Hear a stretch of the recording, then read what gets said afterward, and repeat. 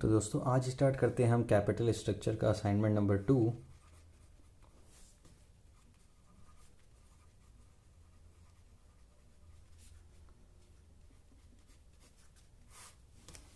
तो assignment number first में हमने क्या सीखा था? हमने सीखा था कि वैल्यू ऑफ फर्म हम कैसे निकालेंगे, केओ हम कैसे निकालेंगे और नेट इनकम अप्रोच का यूज़ करते हुए हम कैसे इन दोनों की वैल्यूज़ कैलकुलेट करेंगे। आज हम इस वाली क्लास में सीखने वाले हैं कि हम नेट ऑपरेटिंग इनकम अप्रोच कैसे अप्लाई करेंगे।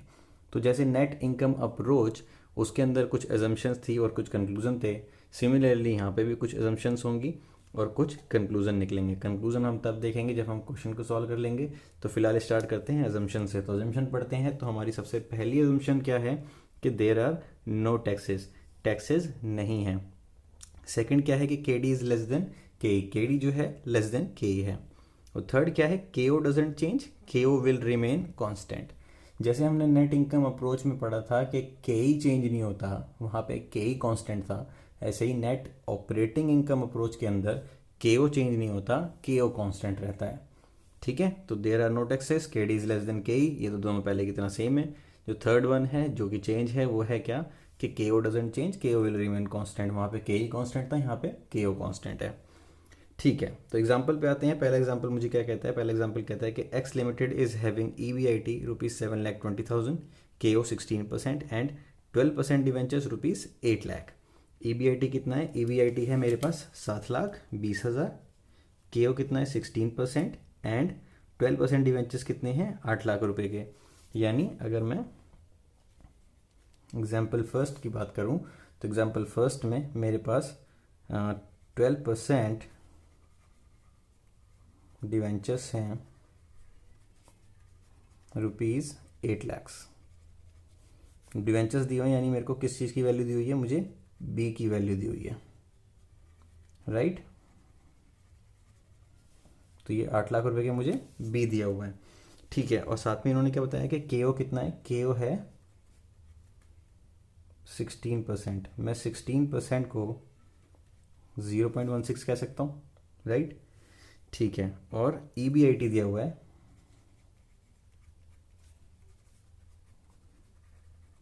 7,20,000, 7,20,000।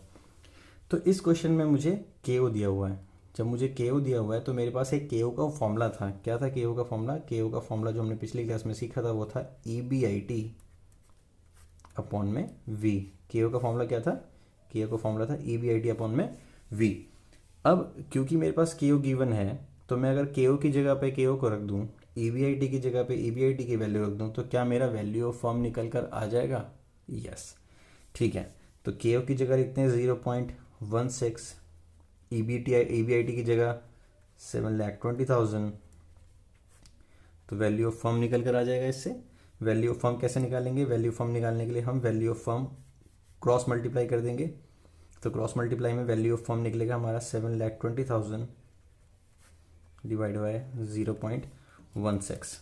ठीक है, तो 7,20,000 डिवाइड बाय 0.16 कितना आया? 45 लैक्स। तो 45 लैक्स जो है वो हमारी वैल्यू ऑफ फर्म आ गई।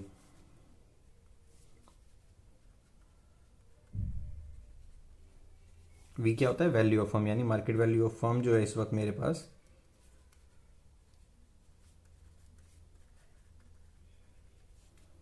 वो कितना है? मार्केट वैल्यू ऑफ फर्म यानी वी 45 लैक्स। अब इसने पूछा क्या कहता है हमसे? इसने पूछा था कि there are no taxes, calculate value of firm और के। यहाँ पे हमें के ही निकालना है। पिछले क्वेश्चन में के ही हमें गिवन था, हमें के ओ निकालना था। यहाँ पे के ओ गिवन है, हमें के ही निकालना है। तो के ही निकालने के लिए जो फॉर्मूला मुझे याद आ रहा है, सिर्फ हमारे पास एक ही फॉर्मूला है जहाँ पे के ही आता है, वो है एस का फॉर्मूला। एस का फॉर्मूला क्या होता है? एस क्या होता है? Market value of equity. उसका फॉर्मूला होता है EAT अपॉन में के, EAT अपॉन में के। तो अगर मेरे पास इक्विटी की वैल्यू हो, यानी एस निकालने का जो फॉर्मूला है मेरे पास EAT अपॉन में के, यही फॉर्मूला है। तो अब अगर मेरे पास एस की वैल्यू हो और मेरे पास EAT की वैल्यू हो तो क्या मैं के निकाल सकता हूँ? राइट। ठीक है, तो एस की वैल्यू निकालने के लिए, क्योंकि मेरे पास अब वैल्यू ऑफ फर्म आ चुका है, तो वैल्यू ऑफ फर्म का मुझे एक फॉर्मूला और याद है जो कि था बी प्लस एस। अब वैल्यू ऑफ फर्म तो मैं निकाल चुका हूँ, वो की है 45 लैक्स। ठीक है, बी कितना है, बी मेरा क्वेश्चन में गिवन है कितना, 8 लैक्स। तो क्या इससे मेरा एस निकल जाएगा, तो मेरे एस की वैल्यू आ गई 45 लैक्स माइनस 8 लैक्स, 37 लैक्स।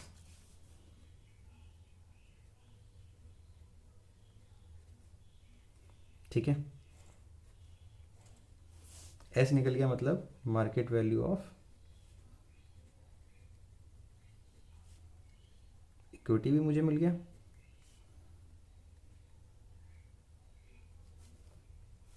ठीक है, तो अब मेरे पास market value of firm, market value of equity आ गया है। मार्केट वैल्यू इक्विटी यानी एस की वैल्यू अब मेरे पास आ चुकी है। तो इस फॉर्मूले में आपने देखा कि एस अगर मेरे को मिल जाए और ईएटी अगर मेरे को मिल जाए तो मैं के तक पहुंच जाऊंगा। अब ईएटी निकालने के लिए मेरे को क्या करना है, मेरे को ईबीआईटी क्वेश्चन में पता है, मैं ईबीआईटी से ईएटी बनाऊंगा कैसे, जैसे हमने पहले भी सीखा हुआ है।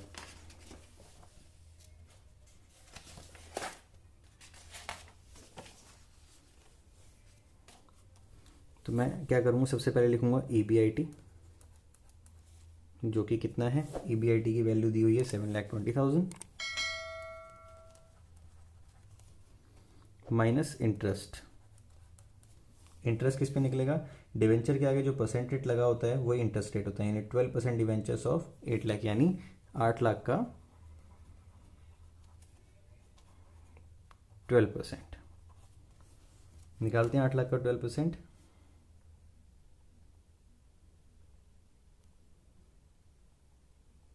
96,000।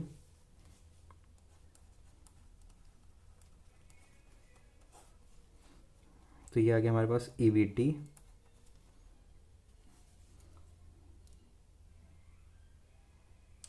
$7,20,000 माइनस 96,000, 6,24,000। क्योंकि टैक्सेस नहीं है तो मेरा ईएटी भी कितना हो जाएगा, 6,24,000। अब क्योंकि मेरे पास अब ईएटी भी आ चुका है, मेरे पास के की वैल्यू मुझे निकालने के लिए एस भी मेरे पास है, तो मैं क्या अब के निकाल सकता हूँ, यस। तो एस का फॉर्मूला अप्लाई कर देंगे यहाँ पे। एस का फॉर्मूला था ईएटी अपॉन में के।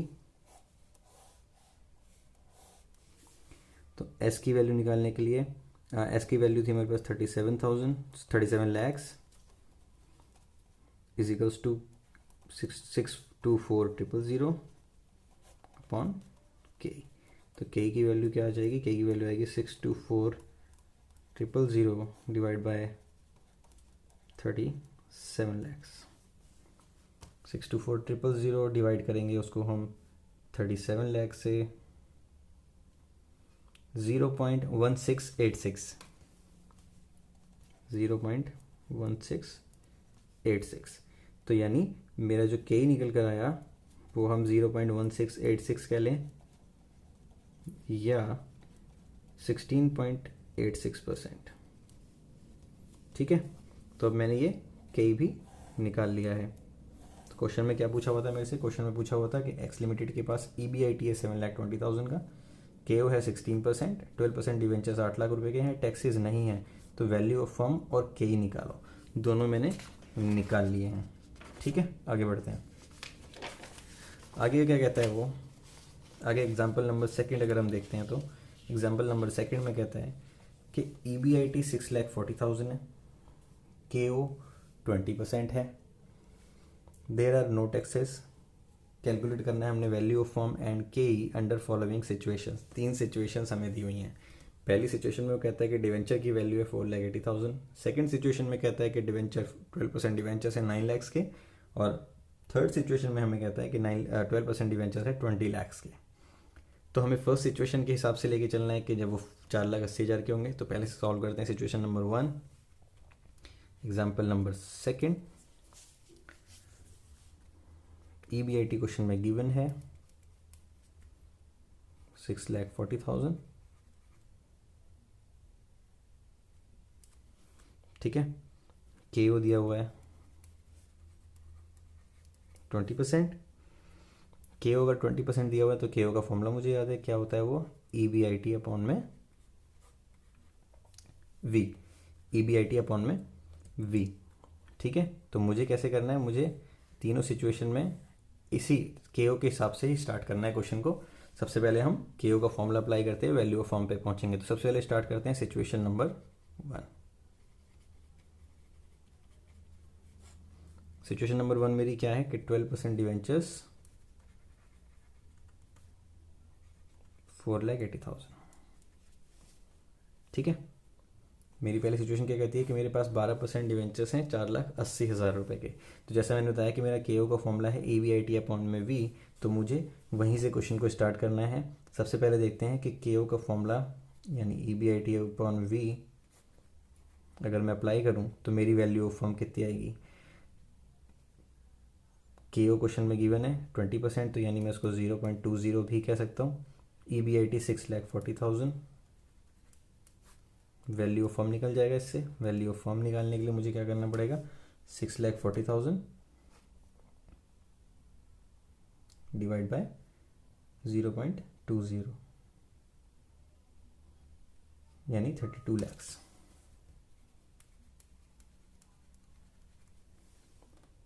32 lakhs।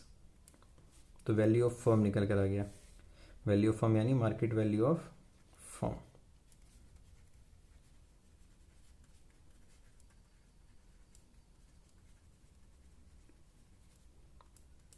$32 lakhs।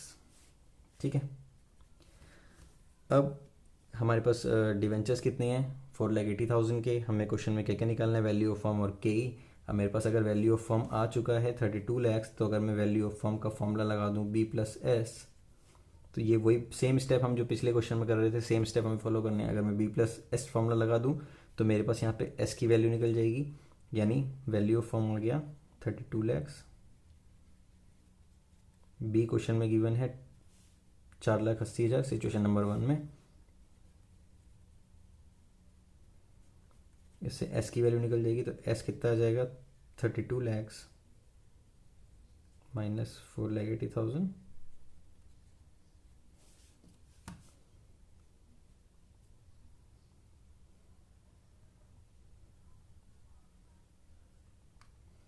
32 lakhs minus 4,80,000 27,20,000 27,20,000। ठीक है, तो एस यानी मार्केट वैल्यू ऑफ इक्विटी मेरे पास आ चुका है।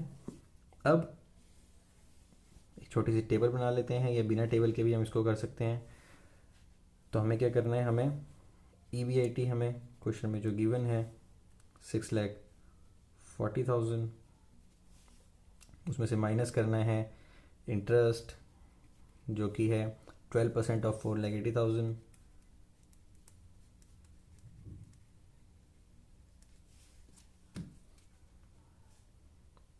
$4,80,000 का 12% 57,600।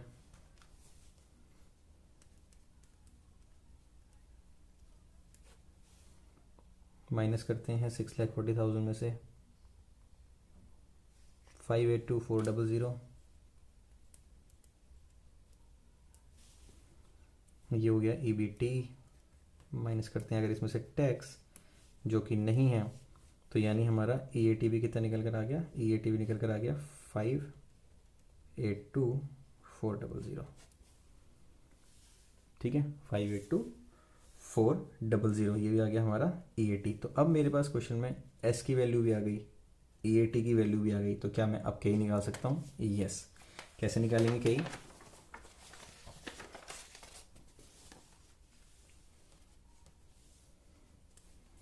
तो के निकालने के लिए फॉर्मूला वही यूज होगा, ई ए टी अपॉन में के, सॉरी एस का फॉर्मूला यूज होगा के निकालने के लिए, ई ए टी अपॉन में के। तो ई ए टी अपॉन में के करते हैं, तो एस की वैल्यू जो हमने निकाली थी वो थी 27,20,000 27,20,000। EAT की वैल्यू निकाली थी हमने 582,400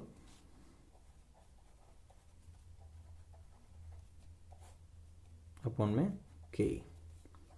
तो के निकालने के लिए हम क्या करेंगे, 582,400 क्रॉस मल्टीप्लाई अपॉन में 27,20,000।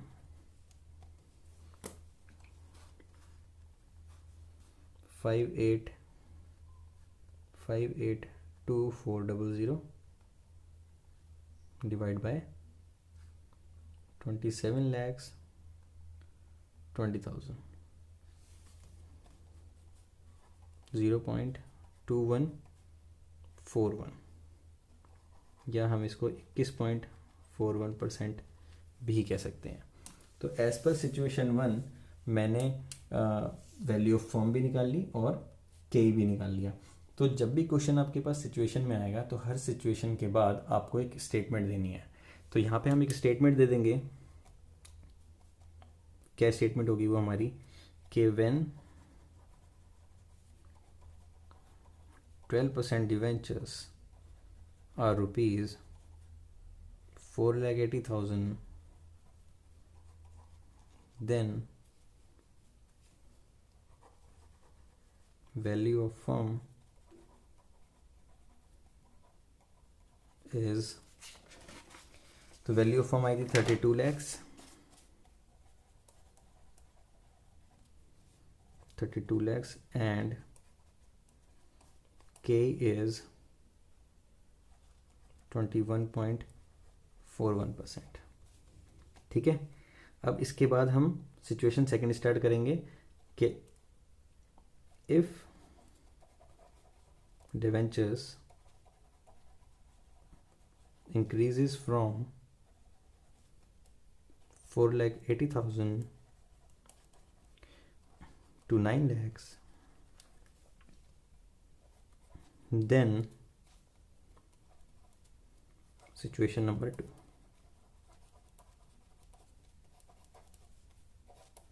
जब हमारे पास 12% डिवेंचर्स हैं रुपीज 9 lakhs के।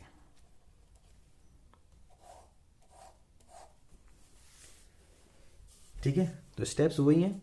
हमें क्वेश्चन में केओ गिवन है, केओ का फॉर्मूला होता है EBIT अपॉन में V। केओ की वैल्यू कितनी गिवन है, केओ की वैल्यू है 20%, तो हम उसकी जगह पर रख देंगे 0.20। EBIT क्वेश्चन में गिवन है 6,40,000 अपॉन में V। तो V की वैल्यू निकालने के लिए हमें क्या करना है, 6,40,000 डिवाइड बाय 0.20, तो हमारी वैल्यू ऑफ फर्म आ गई 32 lakhs। ठीक है, अब मेरे पास वैल्यू ऑफ फर्म आ गई है, तो मैं वैल्यू ऑफ फर्म का दूसरा फॉर्मूला लगा के एस की वैल्यू भी निकाल लूंगा, B plus S, value of firm 32 lakhs। B की वैल्यू कितनी है इस वाले केस में, B की वैल्यू है 9 lakhs प्लस एस, तो यानी एस की वैल्यू, एस मतलब मार्केट वैल्यू ऑफ इक्विटी। तो इक्विटी की वैल्यू कितनी आ जाएगी, 32 लाख माइनस 9 लाख, 23 lakhs। ठीक है,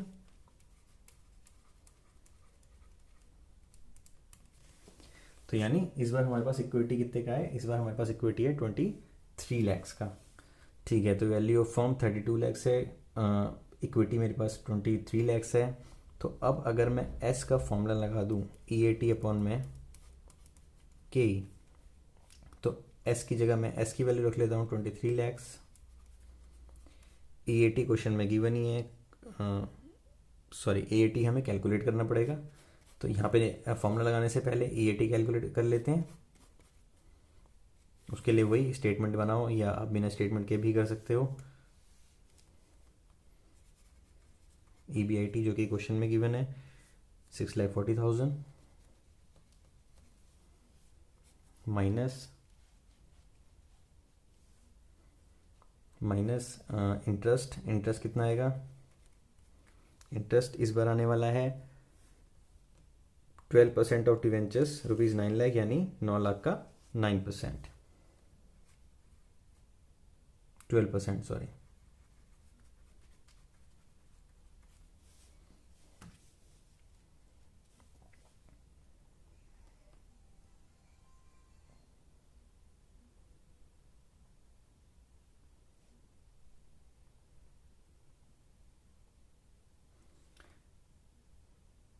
1,08,000,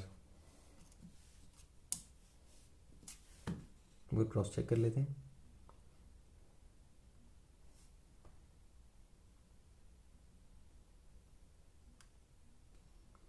एक लाख 8,000, 108,000।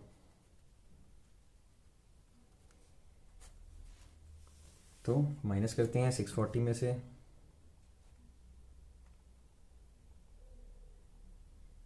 5,32,000। ये क्या आ गया हमारा, ये आ गया हमारा EBT। बट क्योंकि क्वेश्चन में कोई टैक्स नहीं है तो ये हमारा EAT भी हो जाएगा।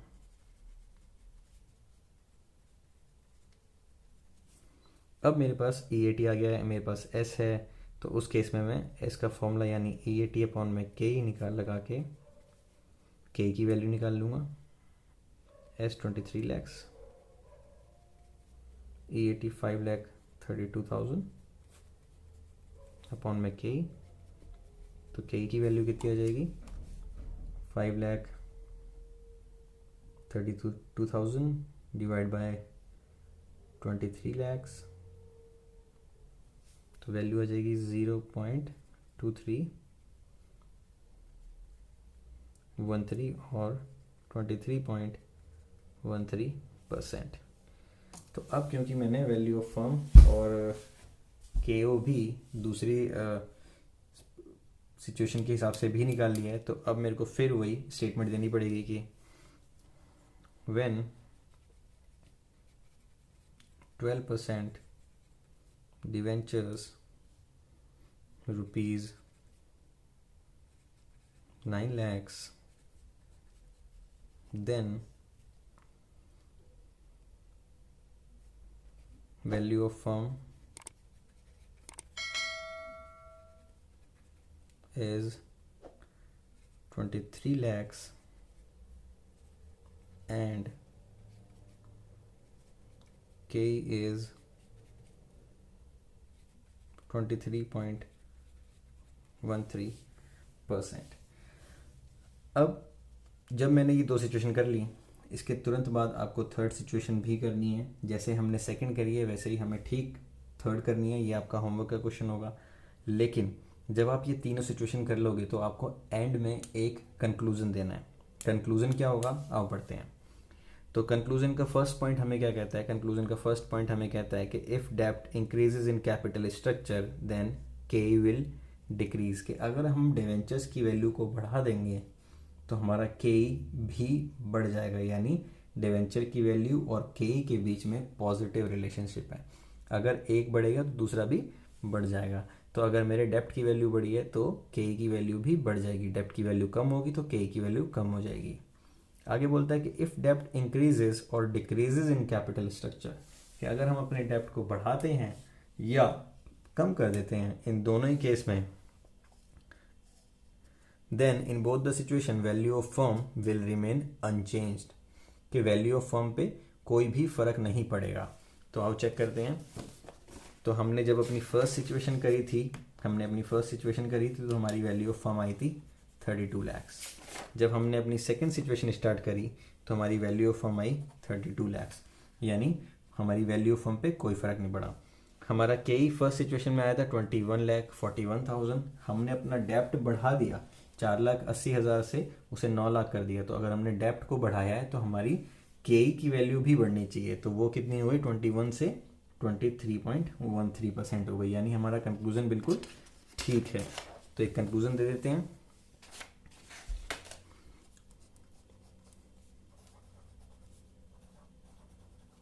दोस्तों कंक्लूजन आपने ज़रूर देना है, बिना कंक्लूजन के ये क्वेश्चन इनकम्प्लीट माना जाएगा।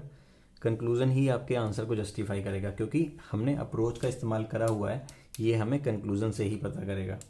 कंक्लूजन से ही हमें ये पता लगेगा कि जब हमने अपने के को बढ़ाया, हमने अपने डिवेंचर को बढ़ाया तो हमारी वैल्यू पे कोई इम्पैक्ट नहीं आया, वो हम शो कर रहे हैं। जब हमने अपने डिवेंचर को बढ़ाया था तो हमारा जो के था वो इंक्रीज हुआ, ये भी हम शो कर रहे हैं, क्योंकि कंक्लूजन ही बता रहा है कि आपने अप्रोच को फॉलो किया है। ठीक है, तो पहला कंक्लूजन क्या कहते हैं कि इफ डेप्ट इंक्रीजेस फ्रॉम 4,80,000 टू 9 lakhs। जब आप थर्ड सिचुएशन भी कर लोगे तो to 20 lakhs, then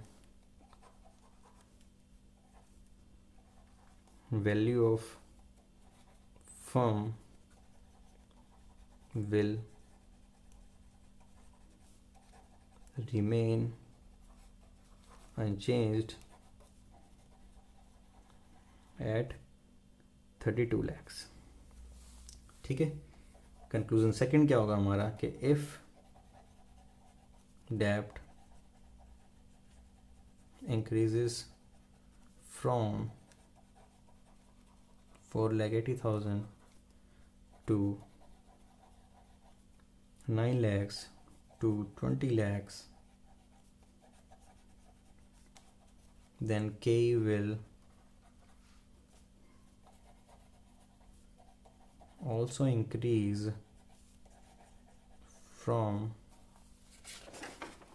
21.41 to 23.13% to जो भी आप थर्ड निकालोगे उतना परसेंट। तो ये कंक्लूजन बता रहा है हमें कि हमने एनओआई अप्रोच फॉलो करी है। तो इसलिए अप्रोच के अंदर आपको कंक्लूजन देना बहुत ज़रूरी है। ठीक है। तो ये था हमारा एनओआई अप्रोच। तो जैसे हमने एनआई अप्रोच सीखा था वहाँ पे के कांस्टेंट था, यहाँ पे के कांस्टेंट है। थोड़े बहुत स्टेप्स का फ़र्क हो सकता है लेकिन फॉर्मूले वही यूज़ हुए हैं। जो हमें क्वेश्चन में इंफॉर्मेशन गिवन है उस हिसाब से हमने फॉर्मूले यूज़ किए हैं। अब इसी का जो थर्ड क्वेश्चन है ये भी आपका होमवर्क का क्वेश्चन है, लेकिन मैं आपको बता दूँ इसमें कि EBIT दिया हुआ है 9 lakhs और आपको क्वेश्चन में दिया हुआ है के। तो अगर आपको के दिया हुआ है तो ये आपकी एनआई अप्रोच है। जब भी केओ दिया हुआ हो तो एनओआई अप्रोच है। तो कई बार ऐसा एग्जाम में हो जाएगा कि आपको वो अप्रोच बताएगा नहीं कि आपको अप्रोच कौन सी फॉलो करनी है। जब आपको नहीं पता कि आपको अप्रोच कौन सी फॉलो करनी है उस केस में आप इन्फॉर्मेशन से समझोगे कि आपको कौन सी अप्रोच फॉलो करनी है। क्योंकि इस क्वेश्चन में हमें के दिया हुआ है तो ये हमारे लिए एनआई अप्रोच है, हम इसमें केओ कैलकुलेट करेंगे। यहाँ पे हमें केओ दिया हुआ है तो ये मेरे लिए एनओआई अप्रोच है, इसमें मेरे को के पूछा गया होगा। पढ़ते हैं क्वेश्चन को। EBIT 9 lakhs, के दिया हुआ है 12.5%, there are no taxes, calculate करनी है value form and KO under NI approach. ठीक है। तो फर्स्ट पार्ट है इसका कि 10% डिवेंचर्स हैं 10 lakhs के, 10% डिवेंचर 25 lakhs, 10% डिवेंचर 40 lakhs के। तो उस केस में वही सिचुएशन के हिसाब से हमें करना है लेकिन स्टेप एनआई अप्रोच के हिसाब से रहेगा। ठीक है। हमें बिल्कुल वैसे ही जैसे हमने पिछली क्लास में सीखा था, पार्ट 1 में सीखा था। अगर आपने वो वीडियो नहीं देखा है तो आप उस वीडियो को ज़रूर जाके देखें। उसके बाद ही सीक्वेंस में सीखेंगे तो ज़्यादा अच्छा समझ में आएगा। तो उसके बाद इसको भी ट्राई करें कैसे करना है इसको। अब मैं आपको दिखाता हूँ कि ये एनआई अप्रोच और एनओआई अप्रोच के क्वेश्चन एग्जाम में कैसे आएंगे। तो बढ़ते हैं हमारे असाइनमेंट नंबर 3 की तरफ। असाइनमेंट नंबर 3 ये कंप्लीटली आपका होमवर्क होगा। आपको अपने आप इसको ट्राई करना है, बहुत आसानी से हो जाएगा। बस लैंग्वेज थोड़ी घुमा सकती है जिसको मैं अभी आपको समझाता हूँ एक एक करके सारे क्वेश्चंस को। तो पहला क्वेश्चन क्या कहता है? पहला क्वेश्चन कहता है,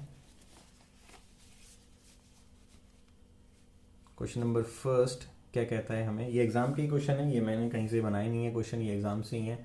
अगर आप शायद 10 ईयर वगैरह से पढ़ते हैं तो शायद आपको ये 10 ईयर में भी नजर आएंगे। ये एग्जाम के क्वेश्चन है।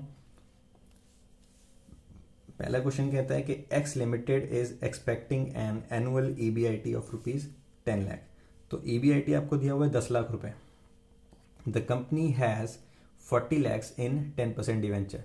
तो कंपनी के पास B यानी इस वक्त B की वैल्यू कितनी है? 40 lakhs। तो यानी मुझे ये B दिया हुआ है, राइट। आगे कहता है the capitalisation equity rate. Capitalisation equity rate, capitalisation equity rate यानी ये इक्विटी यानी के का रेट दिया हुआ है कितना? 12.5%। तो कैपिटलाइजेशन इक्विटी रेट मतलब के आपको दिया हुआ है 12.5%। The company decides to raise ₹10 lakh by issue of 10% debenture. Company अपने डिवेंचर को 10 लाख रुपए और बढ़ाना चाहती है। पिछले क्वेश्चन में हमने देखा कि डिवेंचर की वैल्यू 5 लाख से 10 लाख हो गई, 4 लाख से 9 लाख हो गई। इसमें उसने इस तरीके से नहीं बताया कि कितने से कितनी हो गई। उसने कहा कि अभी तो 4 लाख है, 40 लाख है, लेकिन इसको वो 10 लाख और बढ़ाना चाहते हैं। यानी ये अब बढ़कर 40 लाख से 50 लाख हो गई। तो जैसे हमने अपने क्वेश्चन किए थे बिल्कुल वैसे ही है कि एक बार आपको डेप्ट की वैल्यू लेनी है 40 लैक्स और आपको उसके हिसाब से सॉल्व करना है, फिर दूसरी बार आपको वैल्यू लेनी है 50 लैक्स और आपको उसके हिसाब से सॉल्व करना है। अब कई बार क्वेश्चन में ऐसा करेगा कि आपको ये बताएगा तो कि डिवेंचर आपको इंक्रीज करने हैं और साथ में ये भी बता देगा कि उस डिवेंचर को इंक्रीज करने से जो पैसा आएगा उसका कंपनी कहाँ इस्तेमाल करेगी। आपका इन क्वेश्चंस में उससे कोई मतलब नहीं है। जैसे मैं एग्जांपल देता हूँ, दिखाता हूँ इस क्वेश्चन में क्या था। उसने बोला था company decides to raise 10 lakh by issue of 10% debenture and use the proceeds, कि उससे जो भी पैसा आने वाला है there of to buy back and cancel the equity share. ये इंफॉर्मेशन हमारे लिए यूजलेस है। उस पैसे को वो कैसे इस्तेमाल करेंगे, उस पैसे का कहाँ पे इस्तेमाल करेंगे, हमारे लिए बिल्कुल भी रिक्वायर्ड नहीं है। आगे ये कहता है कि you are required to calculate value of firm KO before and after the issue of fresh debenture. वो कह रहा है डिवेंचर जो नए वाले डिवेंचर इशू हुए हैं उससे पहले का वैल्यू ऑफ फर्म और KO निकालो, उसके बाद का वैल्यू ऑफ फर्म और KO निकालो। अब क्योंकि हमें इस क्वेश्चन के अंदर के ही दिया हुआ है और KO निकालना है, तो ये हमारे लिए कौन सी अप्रोच हो गई, ये हमारे लिए NI अप्रोच हो गई। ठीक है, तो इस तरीके से सेकंड पढ़ते हैं। सेकंड क्वेश्चन क्या कहता है, सेकंड क्वेश्चन कहता है कि ABC limited has EBIT rupees 10 lakhs, the company has 40 lakhs in 10% debentures, the overall capitalisation rate is 12.5%। अब EBIT की वैल्यू गिवन है, आपको 40 लाख रुपीज़ के 10% डिवेंचर यानी B की वैल्यू गिवन है, आपको K दिया हुआ है, ओवरऑल कैपिटलाइजेशन रेट, ठीक है, सॉरी आपको K नहीं, आपको यहाँ पे दिया हुआ है overall capitalisation rate. Overall capitalisation rate होता है KO, यहाँ पे था the capitalisation equity rate K, overall capitalisation rate KO। तो क्योंकि इस इंफॉर्मेशन में आपको KO दिया हुआ है तो यानी आपको क्या करना है, आपको KO दिया हुआ है, आपको K निकालना होगा और ये अप्रोच NOI अप्रोच होगी। The company raised 10 lakh rupees के डिवेंचर एट 10% इंटरेस्ट। कंपनी ने 10 लाख रुपए के डिवेंचर्स और बढ़ा दिए, यानी आपके डिवेंचर जो पहले थे 40 लाख के, अब बढ़ा के उसको 50 लाख कर दिया गया और उसका शेयर होल्डर्स को पे करने में करा। इसकी आपको यूज़ नहीं है, आपको वैल्यू ऑफ फर्म और K निकालना है। तो ये अप्रोच होगी आपकी NOI अप्रोच, जिसमें आपको NOI अप्रोच वाले स्टेप्स लेते हुए KO की हेल्प से आपको KE तक पहुँचना है।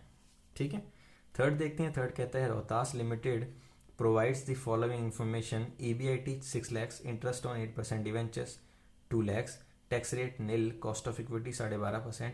कैलकुलेट करना है overall cost of capital and value of firm. ये क्वेश्चन मुझे आज भी याद है, 15 मार्क्स का आया था। इस क्वेश्चन के अंदर कुछ भी नहीं कहा गया था, ना इन्होंने डिवेंचर्स बढ़ाए ना कम करे। आपको सिंपल सिंपल एक ही बार कैलकुलेशन करनी थी, जिसमें से कि वो भी मैक्सिमम बच्चे गलत करके आए थे। क्यों गलत करके आए थे, क्योंकि किसी ने इस पॉइंट पे ध्यान ही नहीं दिया। सबको लगा कि ये डिवेंचर्स की वैल्यू दी हुई है, उस पर 8% निकालना है, वो इंटरेस्ट आ जाएगा। वो पूरे क्वेश्चन में डिवेंचर यानी B मानते गए 2 लाख रुपए को, और उसी के साथ साथ उन्होंने क्या करा, 2 लाख रुपए पे 8% का इंटरेस्ट निकाला और उसको इंटरेस्ट की तरह ट्रीट किया। जबकि अगर आप ध्यान से देखो तो यहाँ लिखा हुआ है इंटरेस्ट ऑन 8% डिवेंचर्स। ये वैल्यू एक्चुअल में इंटरेस्ट की वैल्यू है, ये वो 8% वैल्यू है जो कि इन्होंने एक्स पे यानी डिवेंचर की वैल्यू पे निकाली होगी। सिंपल सा तरीका है, आप उसको एक्स की तरह ट्रीट कर लो। आप ये समझ लो एक्स का जब 8% निकाला तो कितना है आपके पास, 2 लाख रुपए। आप इस इक्वेशन को सॉल्व कर लो, आपके पास वैल्यू निकल कर आ जाएगी। या सिंपल आप कर सकते हो कि जब भी आपको किसी का परसेंट रेट दिया होता है, आपको वो कैलकुलेट करना है, आपको सिंपल वही करना है, 2 लाख रुपए का इंटरेस्ट है इनटू जो भी आपका परसेंटेज है उसके उल्टे से मल्टीप्लाई कर दो, इनटू 100/8, यानी 25 लाख रुपीज़ के डिवेंचर थे यहाँ पे। लेकिन सबने उसको कैसे ट्रीट किया, सबने उसको ये ट्रीट किया कि डिवेंचर्स की वैल्यू 2 लाख रुपए है, उस पर इंटरेस्ट निकाल दो और उनका आंसर आ जाएगा। ठीक है, तो आपको कैसे करना है, आपको 25 लाख इसमें कंसीडर करना है। अगला जो है, अगला कहता है कि determine average cost of capital, average cost of capital यानी KO, overall cost of capital कह लो, एवरेज कॉस्ट ऑफ कैपिटल कह लो, weighted average cost of capital कह लो, ये सब K होते हैं। तो कैलकुलेट करना है यहाँ पे cost of capital and value of Vardhman limited as per NOI approach. यहाँ पे बोला गया स्पेशली कि NOI अप्रोच है। ये क्वेश्चन थोड़ा सा ट्रिकी था, समझाता हूँ कैसे। NOI अप्रोच आपको यहाँ बोला गया है बोला जाता है आगे कि नेट ऑपरेटिंग इनकम यानी EBIT 25 लैक्स है। इंटरेस्ट ऑन डिवेंचर, यहाँ पे भी इंटरेस्ट दिया गया है, ये डिवेंचर नहीं है, ये इंटरेस्ट है। इंटरेस्ट ऑन डिवेंचर है 10 लाख रुपए। Cost of equity clear given है। कॉस्ट ऑफ डेप्ट यानी KE और KD दोनों दिए हुए हैं। The company further raise 50 lakhs rupees from डेप्ट, कंपनी ने अपने डिवेंचर्स की वैल्यू और बढ़ा ली। अभी तो मुझे पता ही नहीं कि डिवेंचर्स कितने हैं, पुराने वाले डिवेंचर, लेकिन जितने के भी पुराने डिवेंचर हैं उसमें से 50 लाख रुपए और बढ़ा दिए गए हैं 10% इंटरेस्ट पे। एंड यूज दिस मनी, ये यूज का क्या करने वाले हैं मुझे मतलब नहीं है। Use this money to buy back its equity share, अपने शेयर्स को वापस खरीदेंगे, इग्नोर करो। एंड हेंस डेप्ट इक्विटी, ये ignore. What happen to the value of firm, क्या होगा वैल्यू ऑफ फर्म के साथ, assuming net operating income approach, and अगर आप नेट ऑपरेटिंग इनकम अप्रोच को फॉलो करते हो तो। देखो यहाँ पे आपको डिवेंचर्स तो दिए हुए हैं, इंटरेस्ट ऑन डिवेंचर्स तो दिया हुआ है, लेकिन आपको इंटरेस्ट रेट नहीं दिया हुआ, ठीक है। तो उस केस में मुझे कैसे निकालने होते हैं डेप्ट की वैल्यू, उस केस में मुझे डेप्ट की वैल्यू निकालने के लिए फॉर्मूला यूज करना है जो कि होता है इंटरेस्ट अपॉन में KD। हमें यहाँ पे KD कॉस्ट ऑफ डेप्ट दिया हुआ था, तो हमें अपने इंटरेस्ट को डिवाइड कर देना है कॉस्ट ऑफ डेप्ट से, तो मेरे पास डिवेंचर्स की वैल्यू निकल कर आ जाएगी। जब मेरे पास डिवेंचर्स की वैल्यू निकल कर आ जाएगी तो एक डिवेंचर मेरे पास ये हो गए। उस डिवेंचर पे अगर आपका इंटरेस्ट है 1 लाख रुपए तो आप परसेंट रेट भी बना सकते हो, उसे ज़रूरत नहीं है, आपके पास इंटरेस्ट और डिवेंचर दोनों हो जाएंगे। उसका यूज़ करते हुए एक बार आपको वैल्यू ऑफ फर्म निकालनी है और साथ में KE निकालना है, और उसके बाद उसमें 50 लाख रुपए और बढ़ा देने हैं। उसके बाद फिर से वैल्यू ऑफ फर्म और KO निकालना है, ठीक है। तो ये भी आपका होमवर्क का क्वेश्चन। तो इस तरीके से ये नेट इनकम अप्रोच और net operating income approach exam में आ सकती है। देखो कैपिटल स्ट्रक्चर चैप्टर जो है ये एग्जाम में बहुत इंपॉर्टेंट चैप्टर है। चैप्टर 3 पार्ट में डिवाइडेड है। एक पार्ट जो है इसका net income approach, net operating income approach when there are no taxes, वो हम सीख चुके हैं। अब इसके बाद आपकी प्रैक्टिस बताएगी कि आपको कितना समझ में आया कितना नहीं, आपको ट्राई करना है। और उसके बाद आपको कोई इशू रहते हैं तो आप उसको कमेंट में मेरे से पूछ सकते हैं। वीडियो अगर पसंद आई हो तो उसको लाइक, चैनल को लाइक, वीडियो को लाइक करें, चैनल को सब्सक्राइब करें और बेल आइकन ज़रूर दबाएं। Thank you.